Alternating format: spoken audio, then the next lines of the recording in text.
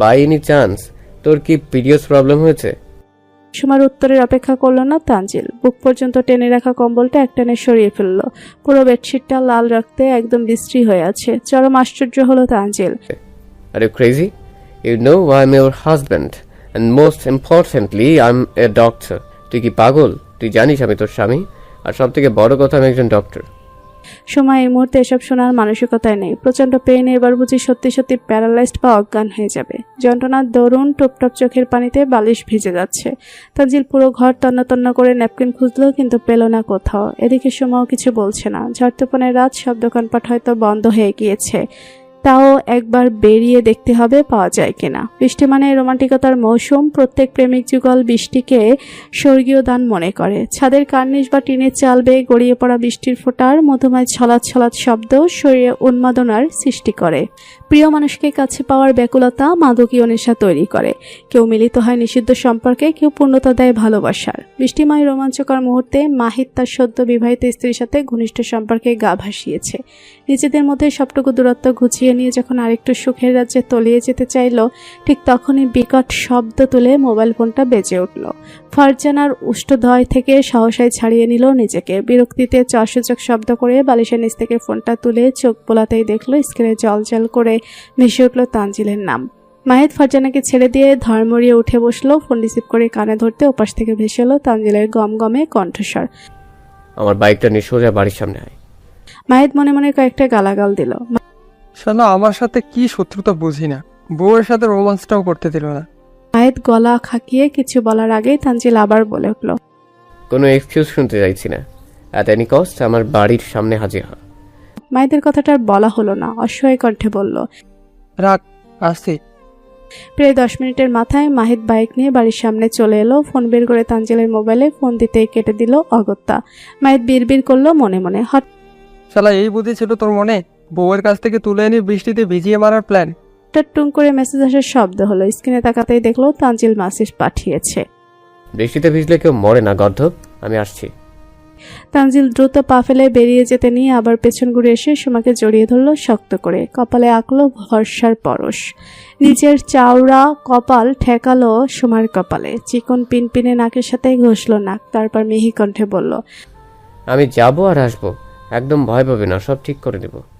আর দেরি করলো না তানজিল। সুমাকে ছেড়ে দিয়ে সোজা বেরিয়ে গেল। মাহিদ তানজিলকে দেখে ভুরু গোটালো। বিরক্তিকর কণ্ঠে বলল, এতক্ষণ লাগে তোর? এত রাতে ডেকে আনার কারণ কি শুনি? তানজিল বাইক স্টার্ট দিতে দিতে বলল, উঠে বস, ফার্মেসিতে যাব। মাহিদ তানজিলের পেছনে বসে আবার বলল, কিন্তু ভাই, ফার্মেসিতে এই মুহূর্তে কাজ কি? তানজিল কোনো উত্তর দিল না। পুরো এরিয়াটা রাউন্ড দেওয়া শেষ, অথচ একটা ফার্মেসি খোলা পেল না। খোলা না থাকারই কথা। এমন ঝড় বৃষ্টিতে কোনো দোকানপাট ওই খোলা রাখা সম্ভব নয়। তানজিল আশাহত কণ্ঠে বলল, এখন কি করব? ন্যাপকিনের ব্যবস্থা কি করে হবে? তানজিলের কথা শুনে মাহিদ আশ্চর্য হলো। কি, তুই সামান্য ন্যাপকিনের জন্য এই ঝড় তুফানের মধ্যে আমাকে চোরটির মতো ঘুরাচ্ছিস? তানজিল কোনো উত্তর দিল না, কিন্তু মাহিদ থেমে নেই। ওয়েট, তুই যে ধাঁচের মানুষ, কারোর জন্য এত কিছু করার কোনো চান্স নেই। বাই এনি চান্স প্রেম করছিস? তানজিলকে বলার সুযোগ না দিয়ে মাহিদ আবারও বলে উঠল, মাই স্ট্রিক্ট ফরওয়ার্ড ফ্রেন্ড হরূপে তানজিল তালুকদার, যে কিনা নারীদের ভোগ্যবস্তু মনে করে, সেই নারীর জন্য ঝড় তুফান মাথায় নিয়ে ন্যাপকিন কিনতে বেরিয়েছে? হাউ কি করে পসিবল? তানজিল মাহিদের কলা চেপে ধরলো, দাঁতে দাঁত চেপে বলল, শালা কোথায় পাবো সেটা বল, একদম বাড়তি কথা বলবি না। মাহিদ একটু ভেবেই বলল, তোর বাড়িতে না তোর ভাবি আছে? তার কাছে তো থাকার কথা, তাই না? তানজিল এবার নিজের হাতটা আরেকটু শক্ত করে চেপে ধরল মাহিদের কলার। তারপর আচমকাই ধাক্কা দিয়ে ফেলে দিয়ে বলল, শালা এই কথাটা এতক্ষণ কেন বললি না? মাহিদ বোকা বনে গেল। তুই কি এতক্ষণ আমাকে কিছু বলেছিস নাকি জিজ্ঞেস করেছিস? তানজিল কোনো উত্তর দিল না। বাইক স্টার্ট দিতে শুরু করলো। মাহিদ দৌড়ে এগিয়ে এলো বাইকে ওঠার জন্য, কিন্তু মাহিদকে না দিয়েই বাইক নিয়ে ছুটলো তানজিল। মাহিদ চেঁচিয়ে বলল, আরে ইয়ার, আমাকে তো নিয়ে যা। তানজিল চিৎকার ছুড়ল। বাকি পথ হেঁটে চলে যায়। মাহিদ ভিজিয়ে নিয়ে কাদায় মাখামাখি অবস্থা। মনে মনে গালাগাল দিল তানজিলকে। তারপর খোলা আকাশের পানে তাকিয়ে আফসোসের স্বরে বলল, কে তুমি দুর্ভাগ্যবতী মেয়ে? বেছে বেছে এই নির্দয় ছেলের প্রেমে বুঝে পড়তে হলো। 9 মাসের পরিপূর্ণ ভারী পেট নিয়ে নড়াচড়া করতে বেশ কষ্ট হয় লিজার। সবেমাত্র ঘুম ধরেছিল চোখে। অনবরত দরজা ধাক্কানোর আওয়াজে ঘুম উড়ে গেল মুহূর্তেই। তাড়াতাড়ি উঠতে চেয়েও পারল না। বেশ অনেকটা সময় নিয়ে উঠে গিয়ে দরজা খুলে দিল। ভেজা শার্ট শরীরের সাথে লেপ্টে আছে। চুল থেকে টুপটাপ পানি পড়ছে তানজিলের। বৃষ্টিতে ভেজার কারণে চোখ দুটো লাল হয়ে আছে। তানজিলের এমন রূপ দেখে ঠোঁট ভেঙে কেঁদে উঠল লিজা। হাত জোর করে মিনতির স্বরে বলল, ভাই, আর কয়েকটা দিন পর ডেলিভারি হবে, শরীরটা ভালো না, আজকের জন্য ছেড়ে দাও। তানজিলের চোখের দৃষ্টি মুহূর্তেই বদলে গেল। মনে জেগে উঠল অপরাধবোধ। সত্যি কি সে এতটা নির্মম ছিল? এতটা জালেমি করতো লিজার সাথে? হ্যাঁ, করতেই তো। শুধু লিজার সাথে নয়, প্রতিটি মেয়েকে সে নির্মম অত্যাচার করত।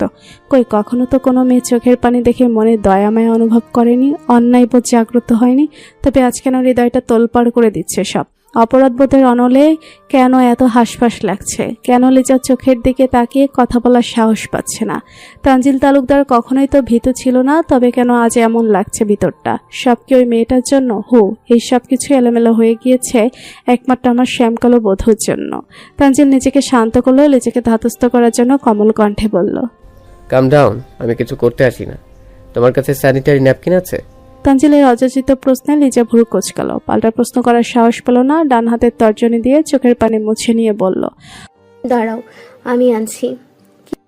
পুরনো ভাঙাচোরা একটা টিনের দুচাল বিশিষ্ট ঘর। ঘরের প্রতিটি কোনায় কোনায় অন্ধকার বুক ফুলিয়ে দাবি বেড়াচ্ছে। হঠাৎ একটা টেবিলের উপর মেচের কাঠি ধরিয়ে মোমবাতি জ্বালালো একটি মেয়েলি হাত। মোমবাতির আগুনের শিখায় দৃশ্যমান হলো ঘন পল্লব বিশিষ্ট টান টান হরিণী চোখজোড়া, বাঁকা হাসির ঠোঁট, গোলাপি একজোড়া চিকন ঠোঁট। সামনের চেয়ারে বেঁধে রাখা লোকটা আজরাইল দেখার মতো আটকে উঠল। শিওর উঠল লোকটার মেরুদণ্ড। মুখের কাপড় গুজে থাকার কারণে গোঙানির আওয়াজ ভাসছে ঘর জুড়ে। চোখে মুখে বাঁচার জন্য সে কি আকুতি মিনতি।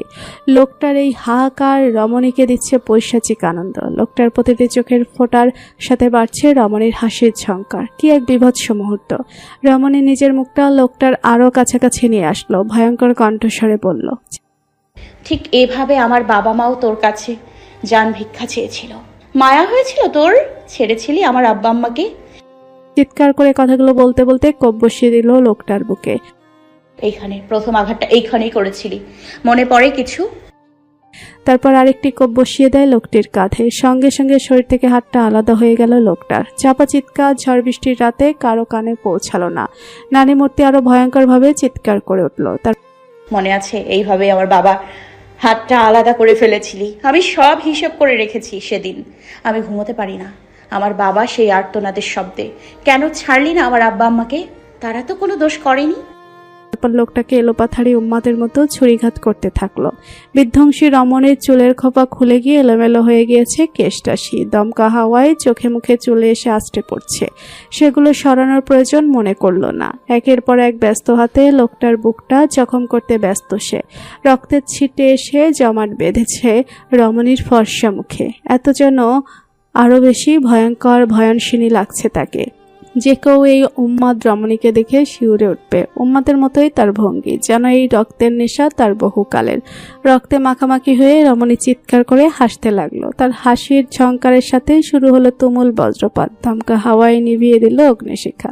বিদ্যুৎ চমকানোর আলোয় দৃশ্যমান হলো ভয়ঙ্কর প্রাণনাশিনী রমণীর মুখমণ্ডল। লোকটার শরীরটা নিপুণ হাতে ছোট ছোট টুকরো করতে ব্যস্ত হয়ে পড়ল সে। মাংস কাটায় মনোযোগ দিয়ে বিড়বিড় করতে লাগলো, বিশ্বাসঘাতকের কোনো ক্ষমা নেই। বিশ্বাসঘাতকের একমাত্র শাস্তি মৃত্যু। ঝমঝমিয়ে বৃষ্টি নামার শব্দ পরিস্থিতি আর পরিবেশের সাথে ভয়ঙ্কর শোনাচ্ছে। ছমছম করে উঠছে গা। বৃষ্টির আনন্দে ঘ্যাঙর ঘ্যাং ডাকা ব্যাঙগুলো চুপ হয়ে গিয়েছে। হয়তো তারাও ভয়ঙ্কর কিছুর আভাস পেয়েছে। হাড় কোপানোর স্পষ্ট আওয়াজ হচ্ছে থেকে থেকে, যা নিস্তব্ধ রাতকে আরো বিভৎসময় করে তুলছে। শাড়ির এলোমেলো আঁচল প্রশস্ত হয়ে ভেজা মাটির রাস্তার কাদা ছুঁয়ে দিচ্ছে। হাঁটুর নিচ অব্দি চুলগুলো ছড়িয়ে ছিটিয়ে আছে পিঠ জুড়ে। বৃষ্টিতে ভিজা দরুন ঘন চুল ভারী হয়ে গিয়েছে। পরনের মেরুন রঙের শাড়িটা ভিজে লেপ্টে গিয়েছে শরীরের ভাঁজে। ভেজা শাড়িতে জড়িয়ে যাচ্ছে পা, তবুও রমণী থেমে নেই। বৃষ্টি ভেজা গুল্মলতাগুলো পায়ে মারিয়ে হাঁটছে গন্তব্যে।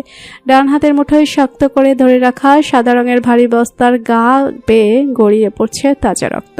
মুখমণ্ডলকে ভয়ঙ্কর করে তোলা লাল রক্তের ছাপ ঘন পল্লব থেকে ফোঁটা আকারে টুপ করে পড়ে যাচ্ছে ধীর গতিতে। দমকা বৃষ্টির ছোট মুছে দিয়েছে রক্তের দাগ। কলঙ্কমুক্ত করে দিচ্ছে শুভ্র মুখশ্রী। কত তৃপ্তি ভরে পুকুরে জিওল মাছগুলোকে মাংসের এক এক টুকরো ছুঁড়ে মারছে। মাংস খাওয়ার জন্য মাছগুলো পানি থেকে লাফিয়ে উঠছে। রমণী দু চোখে তৃষ্ণা মিটিয়ে দেখছে সে জঘন্যতম দৃশ্য। ঠোঁট জুড়ে ঠিকরে পড়ছে রহস্যময় হাসি। কণ্ঠনালী থেকে নির্গত হচ্ছে বিড়বিড়ানি শব্দ। শেষ ঠিকানা মাছের পেটে, পাপের বিনাশ তবেই হবে। একইভাবে আরো কয়েকবার বিড়বিড় করলো এই একটি বাক্য। কণ্ঠনালী স্বাভাবিক, অথচ কত চাপা, স্পষ্ট, ভয়ঙ্কর।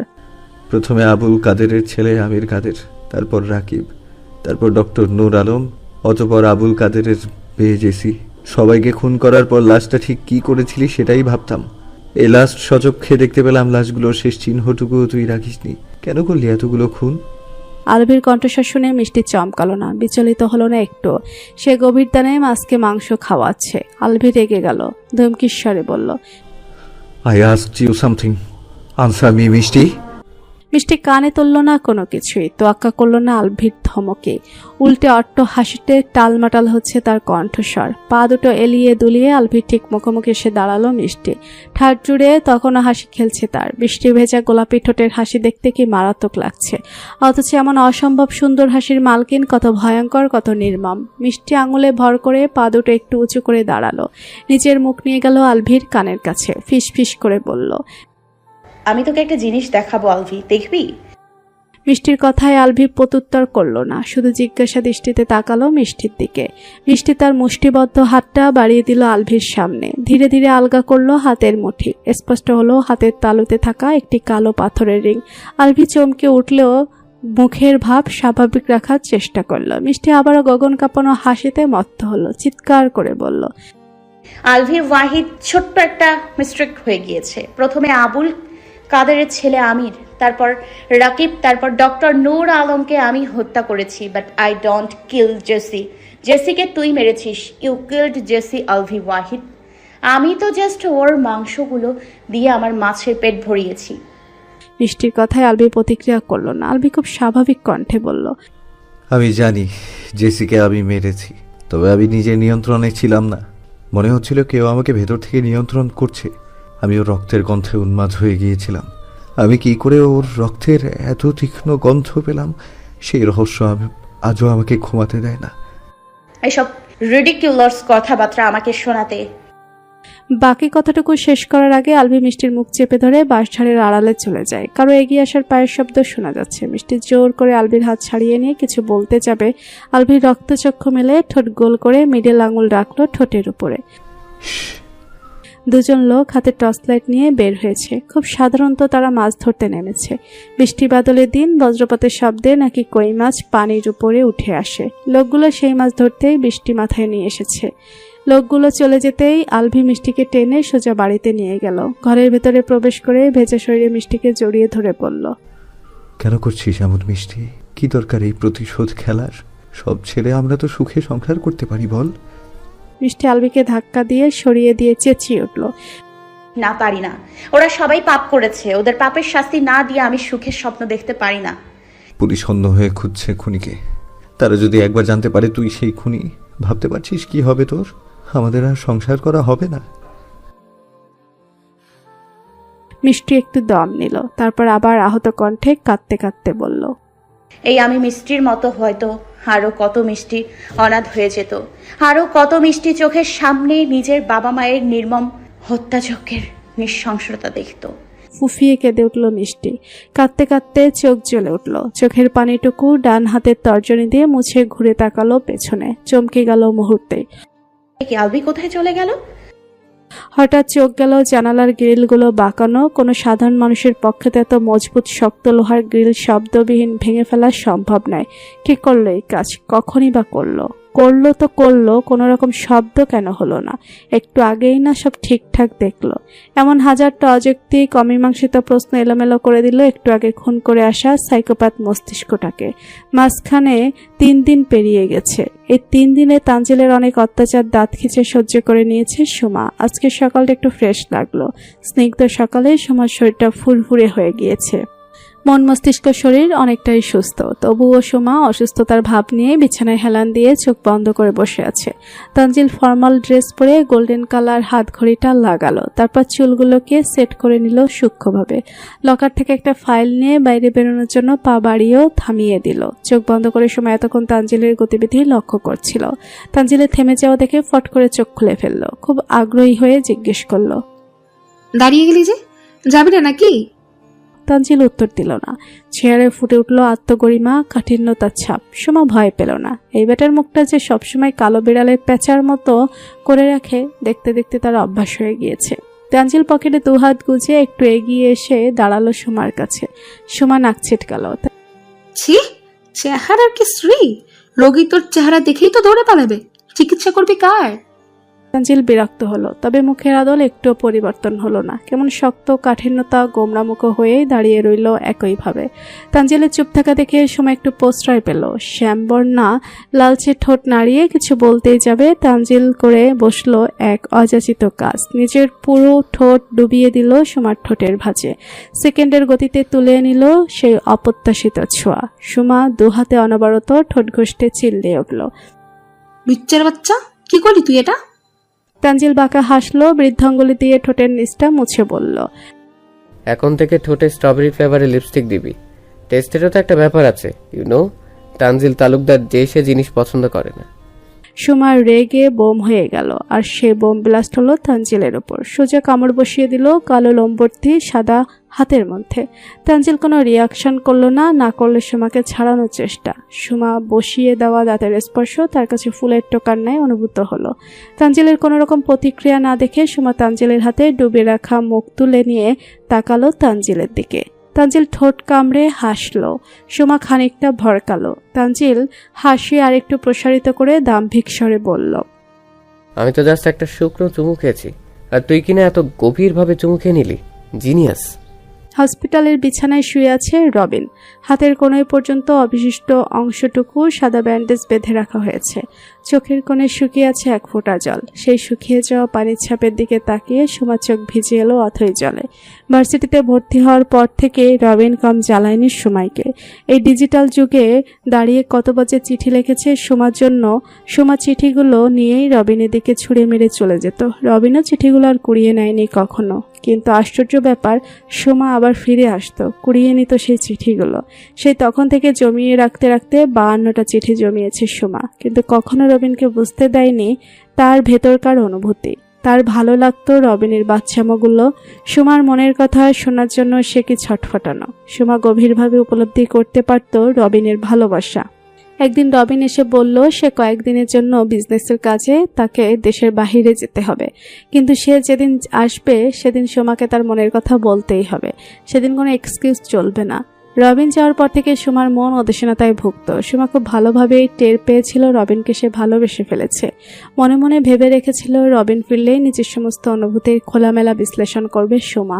প্রেমিক পুরুষের কাছে নিজেকে উপস্থাপন করবে খোলা বইয়ের মতো। কিন্তু ভাগ্য লিখেছিল আরো ভয়ঙ্কর কিছু। তাই তো রবিনের ফিরে আসার আগেই সব ঘেটে গেল।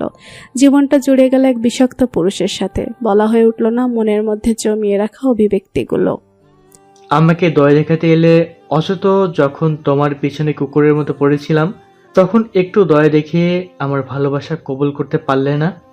রবিনের অসহায় কণ্ঠে ঝরে পড়ল অভিযোগ। সুমা নীরবে নিবৃতে সবগুলো তেতো কথা হজম করে নিচ্ছে।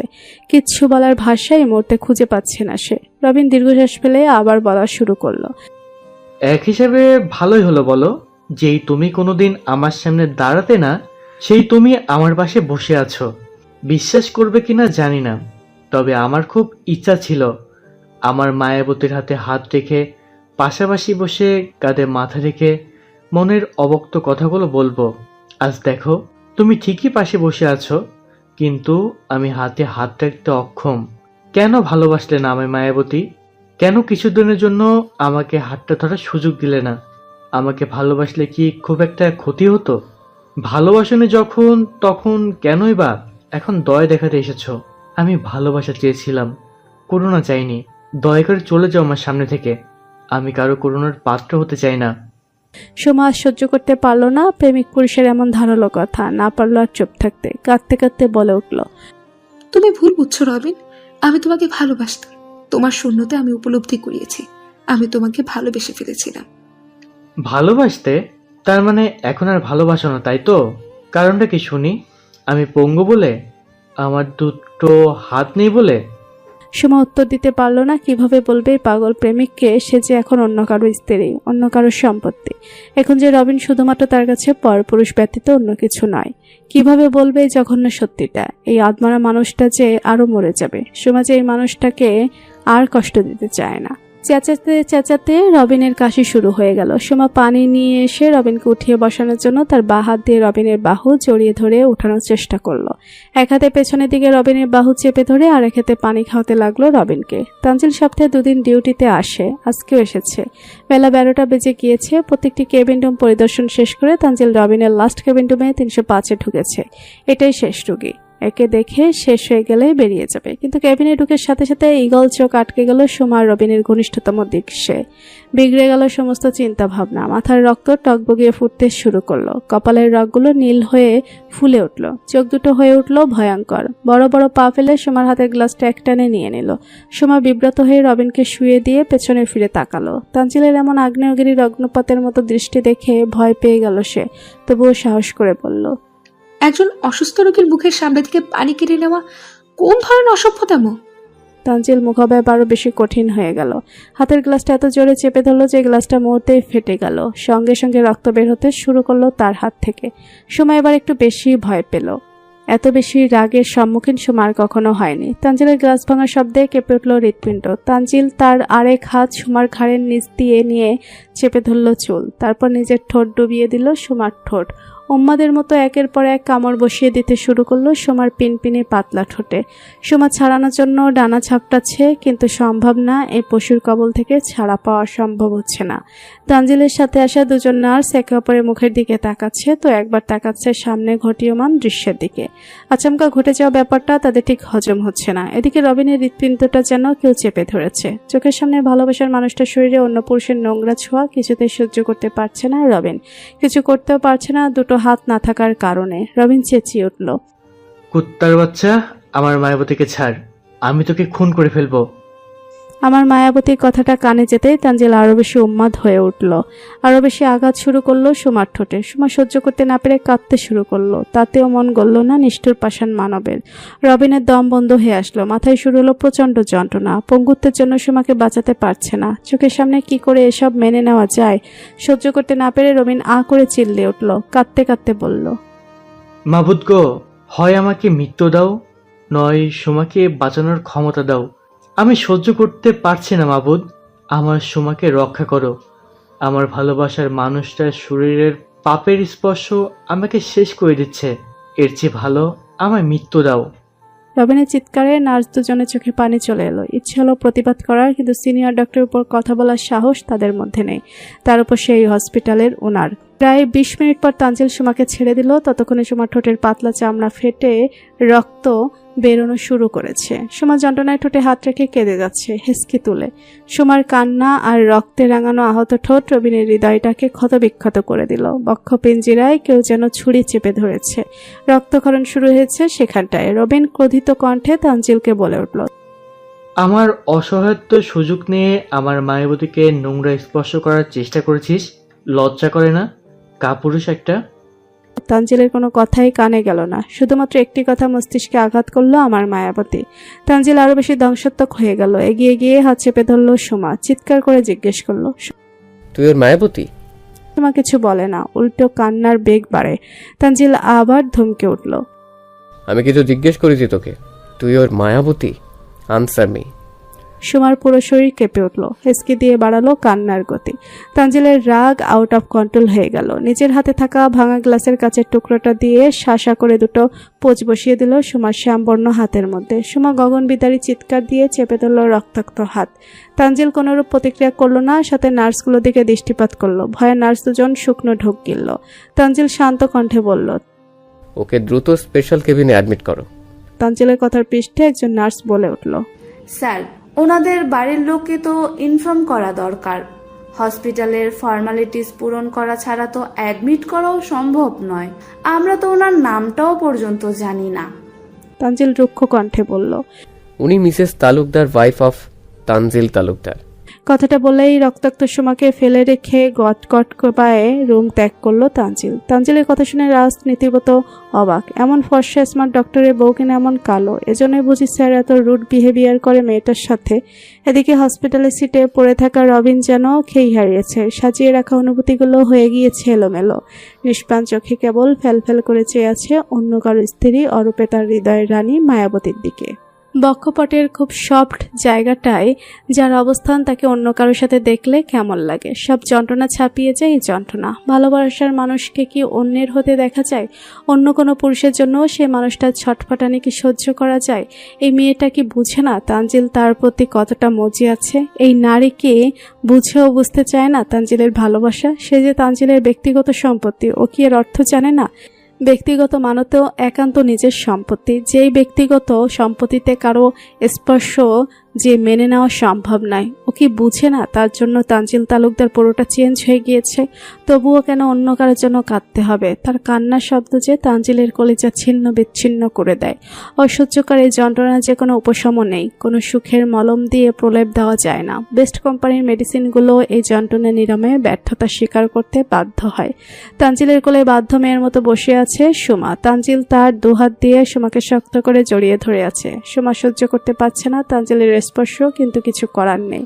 তানজিল এখন উম্মাদের মতো আচরণ করছে। পরিস্থিতির চাপে পড়ে ওর বশ্যতা স্বীকার করে নেওয়াই বুদ্ধিমানের কাজ। নার্স কাপা হাতে সুমার হাতের ক্ষতস্থান ওয়াশ করেছে, খুব আলগোছে নিঃশব্দে কাজটুকু করার চেষ্টা চালাচ্ছে। সে পাচ্ছে না সুমার ব্যথা লেগে যায়। কর্ণকুহারে প্রতিধ্বনিত হচ্ছে তানজিলের ঠান্ডা কণ্ঠের হুমকি। লেসেন, ওর যদি বিন্দু পরিমাণ ব্যথা লাগে তবে পরপর 2টো কাচের টুকরো তোমার হাতেও ঢুকে যাবে। ব্যাস, নার্স মেয়েটি ঘেমে নিয়ে একাকার, চোখে মুখে আতঙ্ক। মনে মনে ভাবছে নিজে যখন এইভাবে মেয়েটাকে আঘাত করলো তখন ব্যথা পায়নি বুঝি, এখন আমার বেলাতেই যত হুমকি ধামকি। আরে ভাই, তুই ডক্টর হয়ে বুঝিস না ড্রেসিং করলে তো একটু ব্যথা লাগবেই।